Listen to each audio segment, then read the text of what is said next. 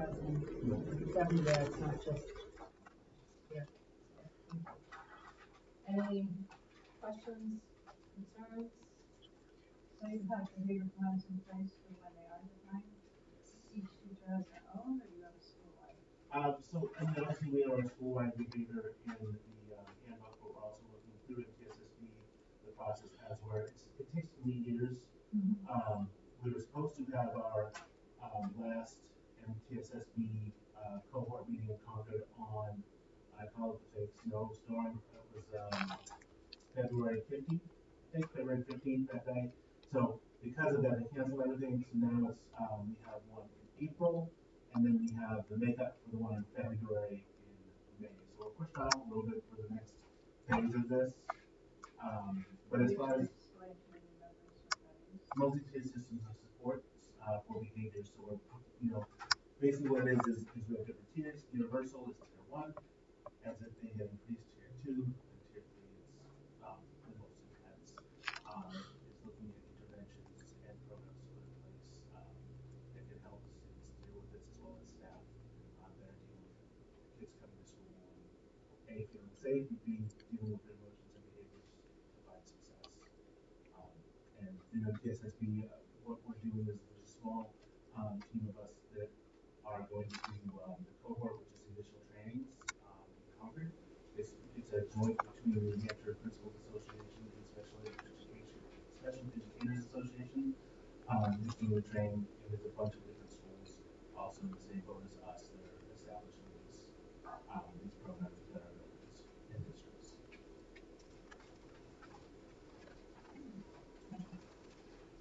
Questions? Okay. On your board packet, you have the data dashboard for trimester 1. Just a quick overview of all of the data dashboard. This gives us an opportunity to take a look at our state, and we'll obviously moving forward our local data with our STAR testing. Once we have several data points, we'll add that into that piece of it. We'll take a look at attendance rates, participation in our extracurricular activities, and new this year is our core values. And again, we feel like as we take a look at our mission, vision, and our core values here at Alton Central, this will continually update and paint a picture of a day in the life of a student as they progress through Alton Central School. So walking through this, as you can see on the next page, we have our SAS scores from 2017 to 2023. As John mentioned, we just completed our SAS writing for this year. ELA and math will be coming up in May, and science as well in grades 5 through 8. And then we will be getting those scores probably either late May or early June, and then we'll be able to add that to the last. And that would just be a tentative score, but that will give us the last data points for this school year. And as I said, moving forward, we'll have the STAR testing as we continue to grow with that. So you can see what the state and our local scores look like. Certainly not where we want to be. Some of the things that we're working on with UDL. John mentioned as well the MTSSB. Hopefully, when we start to look at that and really kind of looking at the way we approach teaching and learning, we'll start to see a shift in our scores. And again, this is a data point. So will be another data point that we can take a look at. Moving on to our core values. Again, one of the things that we're looking at are the 4 core values that have been derived as a result of earlier the preschool and the kindergarten in the pyramid model. As the pyramid model was unrolling, the upper classes felt like it was a good enough model where they wanted to kind of then branch out on into that and really look at these core values. The other reason why we're having these core values in here is that as it looks at each class, it's going to be a good opportunity for when they go from first grade to second grade for those teachers to see what does this class look like as a whole, right? Oftentimes you'll be able to wait till you get that class, right? And that might be a good thing, and it may not be such a good thing, right? But it would be nice to sit there and say, this group of kids coming up, they work together, they're passionate, but they struggle with perseverance or critical thinking. And so throughout that school year, that group of teachers can really continue to build on what that foundation, but then work on that critical and that perseverance So you can see our grade levels as they scored out on the rubric. And again, we'll be continuing to do that. As the upper grades, we'll start to look at how we compensate them, so that they're taking an active role in it. I think it's important for them to take a look at how the teachers are scoring and then what they perceive are their own scores for that. Moving on to co-curricular participation, playing sports, joining clubs, and participating in activities are important for the overall growth. The more the kids are involved, and the more connected they are and engaged within what we're doing here at Alton Central. So you can kind of see that we're looking at our sports. And again, one of the things that we actually talked about this last Friday and this weekend was how do we continue to grow and get more and more kids involved, right? The trend is that less kids are involved. Our hope is that we're doing things and making decisions that will get more kids involved, so they want to participate not only here, but when they head off to Prospect Mountain. And again, I'm a firm believer that if kids are connected with whether it be athletics or clubs and activities, the culture and climate improves as well. Attendance rates, again, we're taking a look at our student attendance rates and our faculty. You know, this is not made to in any way, shape, or form embarrass anybody. This is more of sort of a common, it's out there, so we're seeing it, and the more we talk about it, the better it usually gets. I quoted that from somebody to the right of me, but we'll continue to track the attendance rates and see how they do over time. You can see in October there's a little bit of a dip on both the students and the staff, and again, it'll be in the next couple of trimesters as well. John talked a little bit about the discipline, but again, we'll be tracking discipline because we looked at attendance, we looked at that. So one of the things that we'll be taking a look at are, we want to know, do we have the right data that's going to ask the right questions? And again, somebody brought up the idea of behavior plans. So what data are we tracking? Is it important for them to track those specific pieces of it? And how do we take that data and put it into a plan that's going to help the child be successful? So those are the areas that we'll be focusing in on. The last piece I wanted to bring to your attention, and have something to show you. I need these back, by the way. So we're looking to implement in all three of our schools this idea of this coin. And yes, it's a visual. For Alton Central School. You'll see with the potential logo you'll see on the page there. But what we're looking to do is take a look at how do we recognize efforts and contributions that fosters a culture of appreciation and motivation within our community. The idea of these coins is to take a look at people in our community, people whether it's outside of the school or inside of the school or a combination thereof, that are going above and beyond and providing this opportunity as a token of our appreciation. And our hope is that as people see this, and this isn't sort of something they can just hand out, it's one of those things where somebody has to really kind of show that exceptional attribute or even giving back to the community in our school. Then we would recognize them here at the school board meeting and present them with this coin. So again, that's something that we're implementing in all three of our buildings. We haven't done it yet, but talking with Dr. Broderick, we may have a recipient for our JMA in April. So, but you look at the logo that we have there on the front, and we're looking at either back one or back two, and if anybody has any feedback on which back you'd like. So what?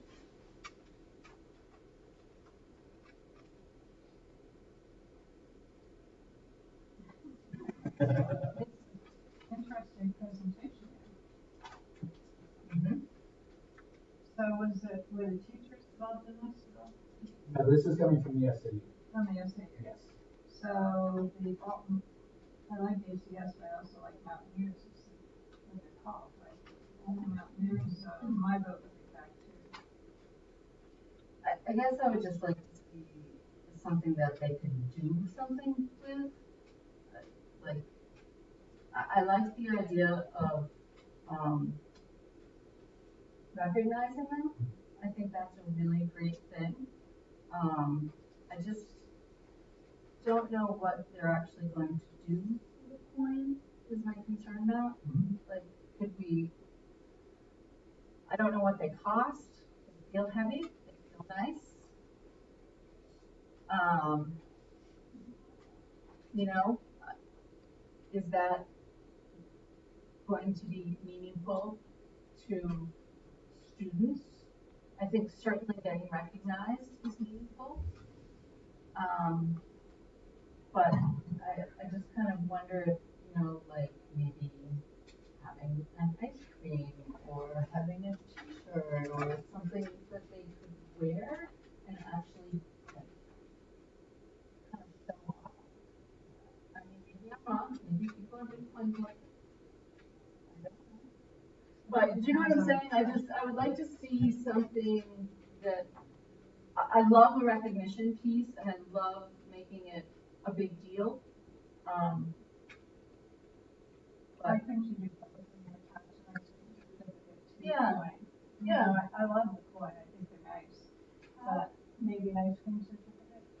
Yeah, like at the school. Hey, does the school have ice cream? Is it, how often are we looking to like give this out? Is it one every semester?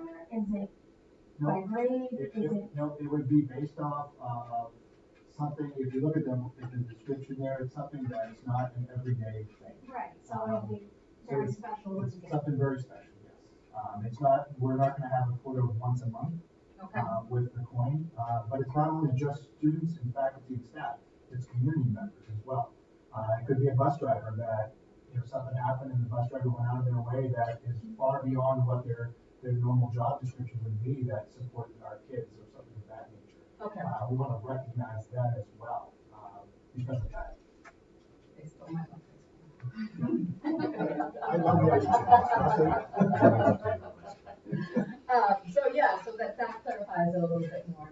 Yeah. So my vote would be that too.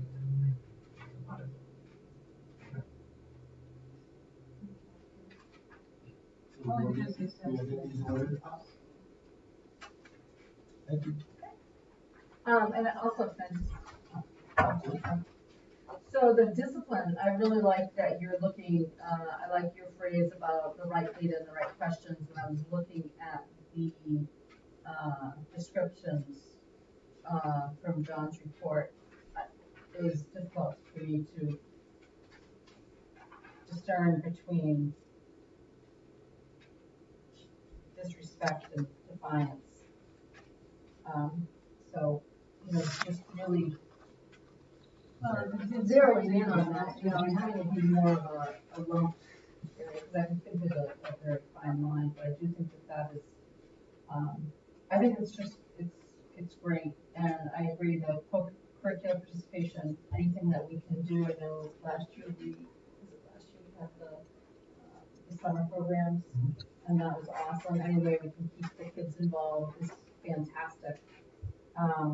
The reading and math scores are definitely disappointing. Not only, you know, looking at not just that we're not at the state level, but the fact that we've gone down from our own level, I think is more disturbing to me. I was gonna say, is that traditional for several years now? Rather than looking back past just 2017, as we go back even further than that has been traditionally low. I think it's been pretty consistent there, as you see there, but you can see that the trend isn't going in the direction that we're looking for. We might be able to get a couple more years. They changed the test at some point between 2014 and 16 or something like that. So I don't know how many more years are even available using the same assessments, but we could. I'd actually be really curious to It's an see important how question. the sustained silent reading block will help. Hopefully with the reading disorders for middle school, because that's been very consistent over the school year. Again, this is ACS as a whole, and typically they'll bring in grade levels, so we'll see different grade levels in what they're doing in terms of their growth or lack of. The other thing to be aware of with the term proficiency is under No Child Left Behind and Now That Every Student Succeeds Act, the definition of proficiency changes over the years. So we look at data like this thinking, this must mean kids can't do now what they could do in 2018. But what we consider, what the state considers proficient is not the same as it was years ago. So I can do a little more for you on this, but I have recently read that since the beginning of No Child Left Behind to now, we are expecting 8th graders to know what we were expecting high school upperclassmen to know back in the day. So I don't love these proficiency. I like raw scores because a raw score tells us how many on average our students get right or get wrong. And that might be a little more meaningful. I also, and we have done it here, which is important to me, I like standardizing against state averages because no matter what proficiency means, we at least can see what is the average New Hampshire school doing. So I'm not, when I talk this phenomenon, I'm not trying to excuse what we see here. I see the same thing you do, but for me, it's because I'm looking at the comparison to the state average. To me, that's the most meaningful part of this. And was it 2 years ago, they changed it so they had to go from screen to screen, they had to switch over to screens, and that was difficult for the younger kids to kind of figure it out. You know, they were trying to figure out which screen they were supposed to be on, and they had to switch to a different screen to get the answer, and then back to the other one, and I think that affected the scores quite a bit. This year, they've made a big change to the writing assessment. It just happened for the first time 2 weeks ago.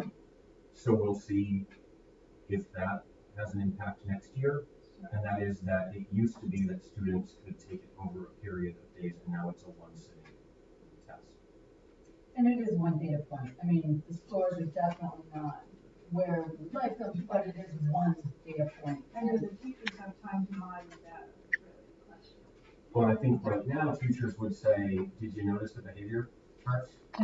Because we would love to be spending time on math and reading and writing, and we're encountering conduct problems in public schools like we haven't seen in the past. Correct.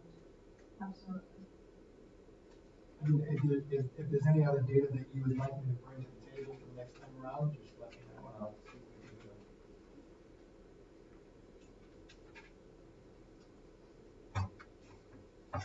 What is there a failure rate in the, it's probably not, I mean, what is, you know, I don't really know what other data, to be honest with you, you know, it's A lot of competency-based on the high school reporting now in especially, elementary schools. so. Yeah. I do, and I like the core values too, I think that's a great thing as well. Thank you, Matt, so that was very comprehensive. Thank you. Superintendent's report. So on the table in front of you, there's a little bar chart near the bottom of my report. So first, welcome to 2 new board members. I think at this point, Debbie has forwarded to your personal emails some information about the NHSBA's new member training opportunities. I think I made the observation last week that this is the first time I'm sitting at a table with nobody who was on the board that originally hired me. So I think that probably not alone, but maybe with the Armstead board and maybe during the summer months or at the end of the year, it's time to review the goals that had been set in the past collectively and individually. So for each board and for the joint board, and to look at revising those or making any changes that you all may want to make because they are.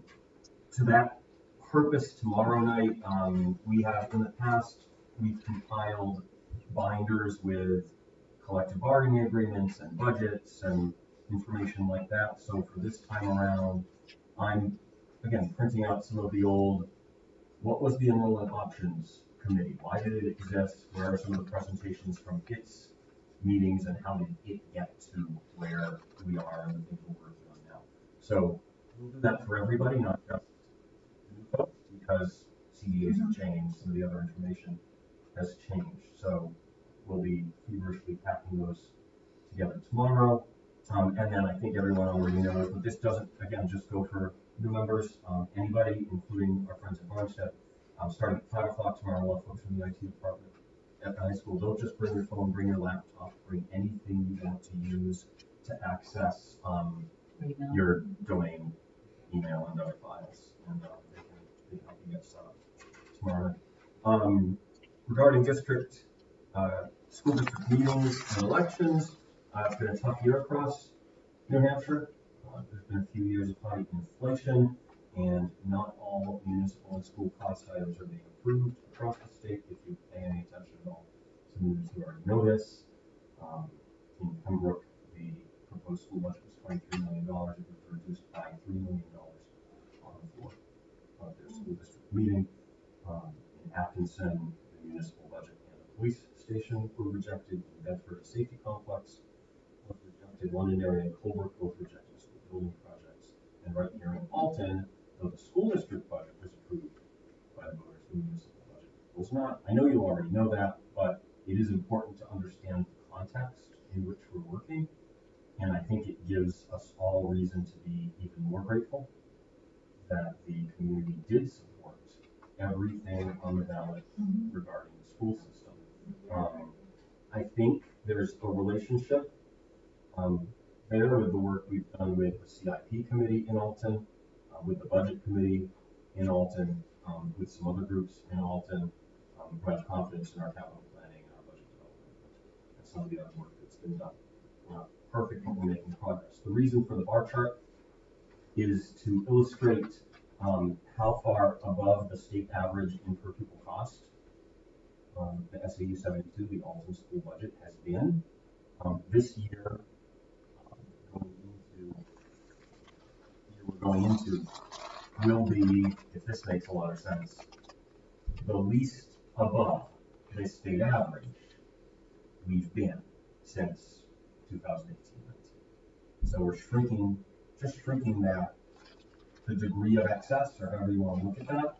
But there are two factors in per pupil cost. There's how much we spend, and there's how many pupils, right? So earlier in the meeting, you did exactly what a school board's supposed to do. When somebody said any questions about the enrollment report, you'll the enrollment report troubles me a little bit because we have 30 fewer students, roughly, than we did a year ago. So it's easy to predict population a little bit into the future for a high school. It's hard to predict population too far into the future for an elementary school because it relies on babies being born, which is hard to predict. Although there are some kind of macroeconomic things you can use, but that's, you know, it's an inexact science. So I'm paying attention to that because when we develop the next budget year, we just want to be mindful. Right? I think that one of the things that voters are expressing across the state is a little less tolerance for, okay, just do what you've always done, and a little more, help us understand that this makes sense. And did Barnstead's town budget pass? I'll tell you after this coming Saturday. No, that's. Oh, the town budget. The town. So the town, sorry, Carol. Yes, so the town budget did pass in Barnstead. From what I understand, they had 32 warrant articles at the annual town meeting. The only one I'm aware of, there may be others, the only one I'm aware of that did not pass was the one by full police cruisers. I think everything else did. So the school district meeting in Barnstead is this coming Saturday. So, Which affects the high school spending. so hopefully my last word for tonight on this budget stuff and approval processes is the Alton Central School budget is now approved. The Alton Support Staff CBA that you've already ratified and they've ratified has now been funded by the voters, so that's good. The high school budget is still hinging on approval at the Barnstead meeting.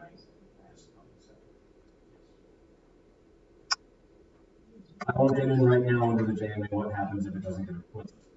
I can tell you what happens. If we don't have to, let's not. On the back, so we're required to periodically talk about our use of ESSER funds. ESSER is a coronavirus relief federal grant program. There have been 2 grants called ESSER, but actually 4 or 5 different grants under the coronavirus relief program by the Fed. We are using the remainder of our ESSER money here to fund an HVAC project in the gym and the areas behind the gymnasium where the art music rooms are. It's done, it's designed, it's procured, we have a contractor under contract, and we just received final approval from the Department of Education, so it's happening, it'll be done by the end of the summer. And that kind of wraps up ESSER Could you explain that? for this school. If Sean were here, he could explain it better. Do you want to try?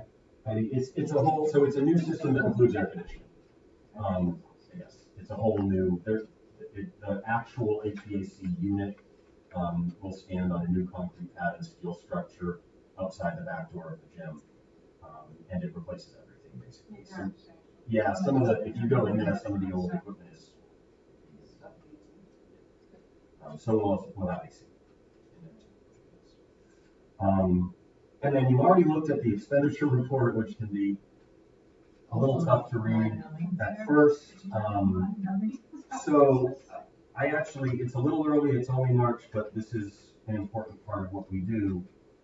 As we approach the end of the fiscal year, it's really easy to run out of time because you have until June 30th to expend on the current fiscal year's budget. After June 30th, not only do you have to make decisions about any money you want to encumber, we have to have completed the procurement also. So procurement processes can take weeks in some cases, depending on what we're doing.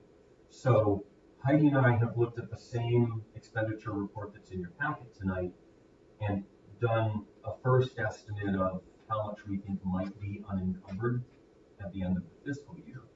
If you don't choose to use any of it, it gets returned to the town, it lowers taxes next year, that's a good thing. If you do choose to use any of it, we can address things that are in our capital plan or some capital needs, maintenance needs that we might have around the building. So I've got a little list drafted here that we could, I can skip to the end here, right? Over the next few months, we'll be working with Sean Ascott. He's got some boiler room repairs that might amount to $7,000 or $8,000, some doors that need to be replaced. We've got about a 12-year-old roof on the building. He's not sure that it's exactly 12, but he thinks 2 or 3 years over 10. So to me, that means it's about halfway through its useful life. A good commercial rubber roof should last 20 or 25 years. But it's probably time to look at the seams, find cracking, do some resealing. So we want to have that inspected and probably some maintenance work done on the roof. Some gutters where water comes down in front of the doors where those kids, you must have a preschool. Okay. So Sean's right. Okay. Yes, very right. And then those of you who were on the board last year remember that we replaced 4 unit heaters in the ERC wing after a very cold snap. Last year we had some insurance money from Primex for part of that, and then you encumbered some money for the rest. There are 12 unit heaters total in that wing. We did 4 of them. They're all from around 1970. That leaves 8. They cost about $22,000 each to replace. You can see where this is going. So depending on how much money is left, how much you want to return versus encumber, this is a conversation that will be prepared for you to have by June with all of the procurement already done. So then anything you choose to do would be. The sign, please. It actually is in our, did I not put it on this list? Yeah, the sign's already, the sign's, it goes without saying. Oh, thank you. And actually, Sean's looking to get 2 identical digital signs from the same company, and we'll pay for one of them here and the other one. It's so much more up to date that way. And the food service department. So we always have to deal with food service department losses at the end of the year. Well, we don't always have to, but we always should. So that's. I understand. Yeah, I'm sorry. The sign goes without saying, so I didn't say it. I apologize for that. Yeah, it's in progress. All right, great. We can count on Sean. The only other thing I wanted to mention, I kind of just wanted to do this in a public meeting, because we have this huge audience, is that we've got a total in the 1100 function of this budget in 2 lines of about just over $23,000 of unspent, unencumbered money for supplies. And one of the things that drives me a little bit out of my tree is when teachers feel like they have to spend their own money on things for their classrooms. I feel like it's our responsibility to buy the stuff that we use in the school.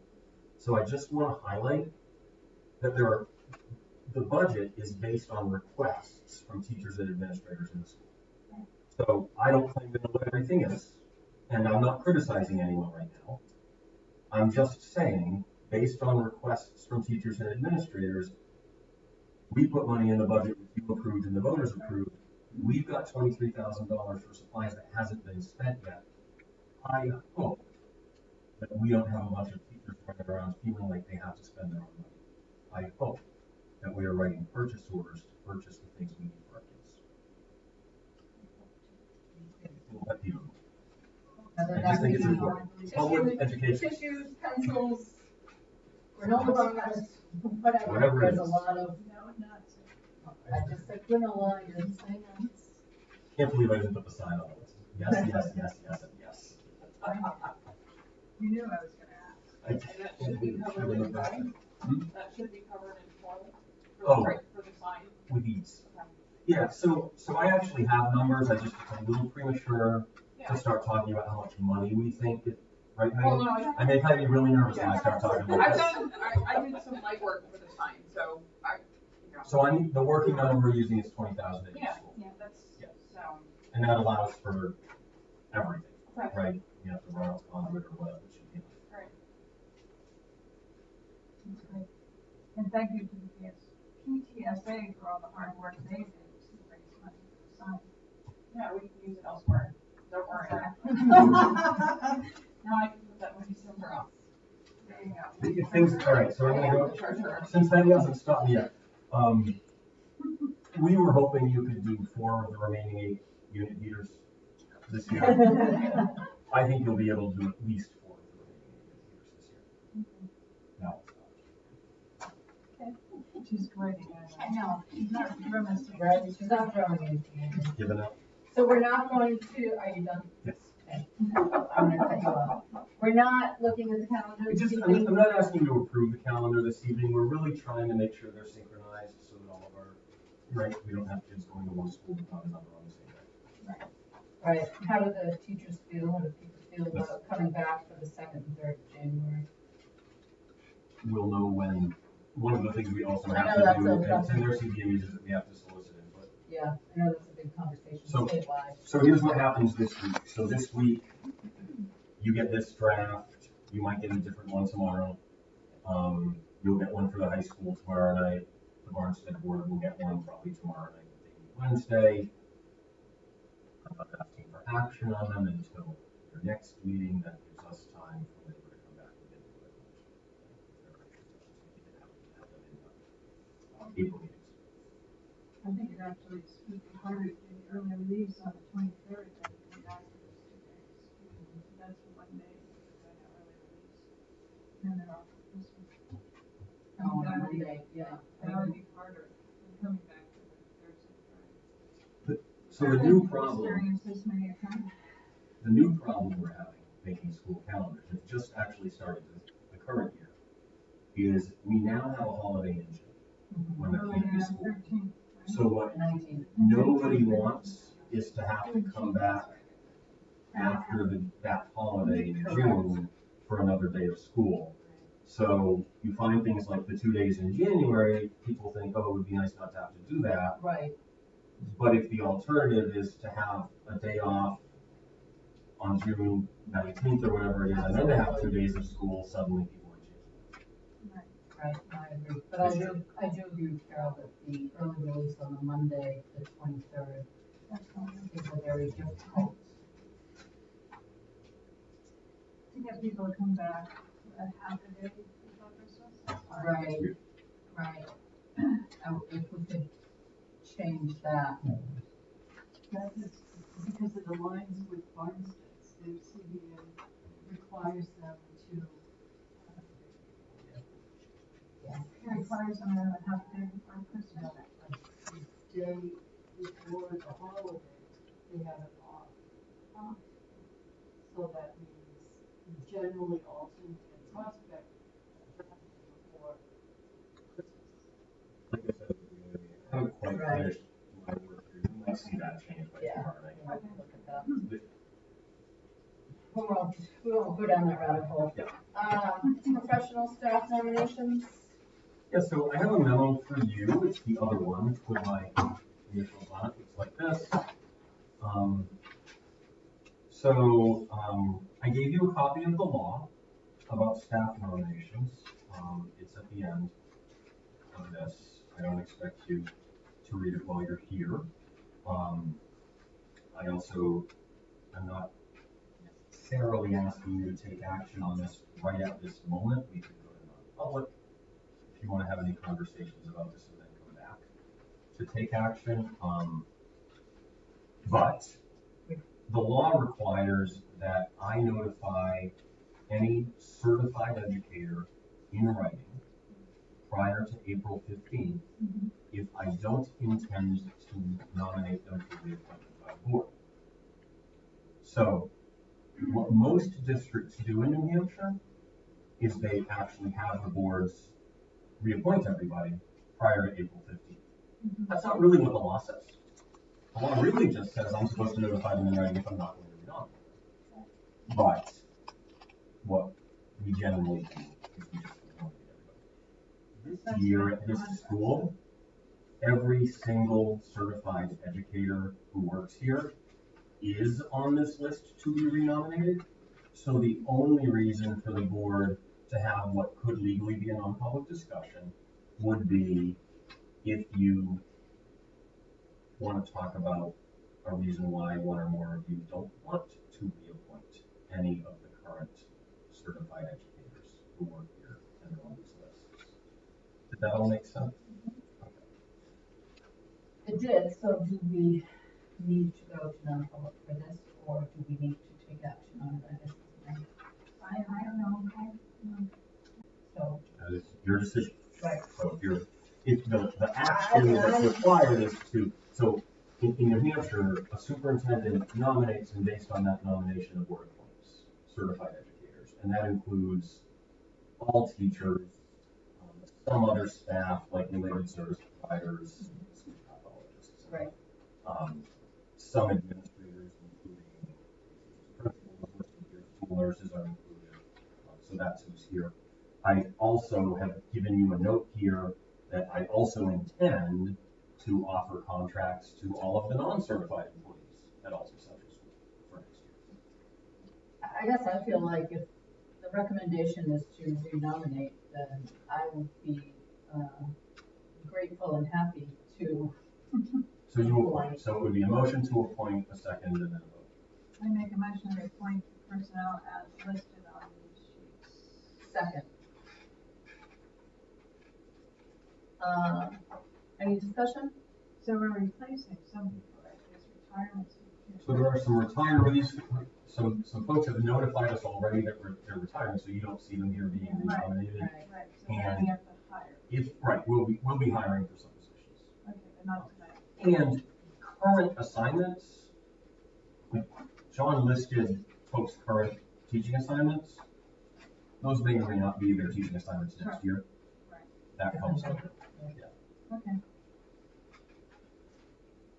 Okay, all in favor? Aye. All opposed?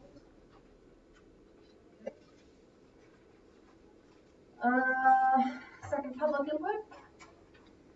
No? Seeing none. Future agenda items? You want to review goals? Is that what, at some point you want to look at that? Yeah, I'll bring that back to you at the joint board. Okay. Is there any other future agenda items that we want to? Yeah. I'm sure you'll come up with Right, we have exactly, plenty. there'll be a list. We'll be begging us to stop. No, that's gonna be tomorrow then. Yeah. Yes. I did want to just Yes, bring up yes. that, I'm gonna just jump ahead just a little bit to the next meeting dates. So I would like to propose that we meet in April and not in May. So, I know maybe you're not aware, but we have a little bit of a different schedule this year. We've tried to do kind of every other month or as needed, which I think has worked pretty well. Yeah, so in April, then we would not meet in May, we would just have our prospect meeting, and if we had to have a. Does that work for the administration? That's the We're good. Okay. Okay. I had a warning. Yes, we meet in June. Don't worry. We'll I definitely needs the meet June in meeting. June. Yeah, we can't avoid that. Right, we can't avoid June, so we'll meet in April April 15th, not in May, and That's then one in of the June. reasons we started early. We'll still make And, it, don't worry, you'll still have it, make it that week. Right, and if you don't have a copy of the calendar, Deb, right, Deb will have it for you. Okay. And so we need to go into non-public. So, need a motion to go into non-public. Make a motion to go into non-public, RSA 91-A:3, 2, parentheses A and C, personnel. Second. Okay, so we're gonna do roll call and